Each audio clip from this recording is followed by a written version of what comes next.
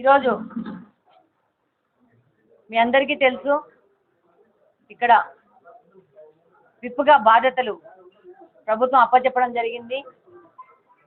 ఆ బాధ్యతలు చంద్రబాబు నాయుడు గారు ఏ విధమైన బాధ్యతలు ఇచ్చినా, ఏ విధమైన ఎంత బరువైన దాన్ని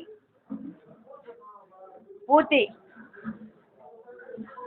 నిజాయితీతో, పూర్తి సామర్థ్యంతో పనిచేస్తానని సందర్భంగా తెలియజేసుకుంటున్నాను.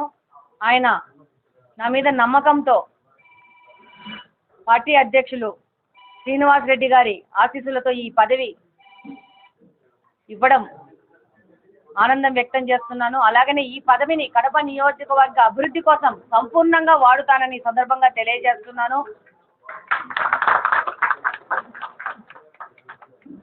ఈరోజు కడప నియోజకవర్గంలో ఎన్నో సమస్యలు ఉన్నాయి. ఈ సమస్యల పరిష్కార దిశగా పనిచేస్తాము. ఈరోజు నాకున్న స్పెషల్ ఒక పెద్ద సపోర్ట్ ఏంటంటే polit bureau member Srinivas Reddy గారు, పార్లమెంటరీ అధ్యక్షులు నా భర్తగా ఉండడము, ఆయన ఎంతో అనుభవమైన వ్యక్తి అవడం వల్ల ఆయన సపోర్ట్ సహకారాలతో ఈరోజు కడప నియోజకవర్గంలోని నీళ్ళ సమస్య కానీ, డ్రైనేజ్ సమస్య కానీ, రోడ్ల సంబంధంగా, కాలువల సంబంధంగా ఏ విధమైన నాకు ఈ యొక్క సమస్యల పరిష్కారంలో కష్టాలు వస్తే వాటి పరిష్కార దిశగా ఆయన యొక్క సలహాలతో, ఆయన సంపూర్ణ మద్దతుతో ముందుకు పోతున్నాం. కాబట్టి ఈ యొక్క కడపలో ఈ యొక్క అభివృద్ధి అనేది మొదలైంది. నాకు మొదటిసారి ఈ అవకాశము వచ్చింది కాబట్టి నేను ఇంకా నేర్చుకోవాల్సింది చాలా ఉంది. దాంట్లో శ్రీనివాస్ రెడ్డి గారి మద్దతుతో ఈ యొక్క కడప అభివృద్ధి ఇంత వేగంగా తీసుకుపోవడానికి కారణం ఆయనే.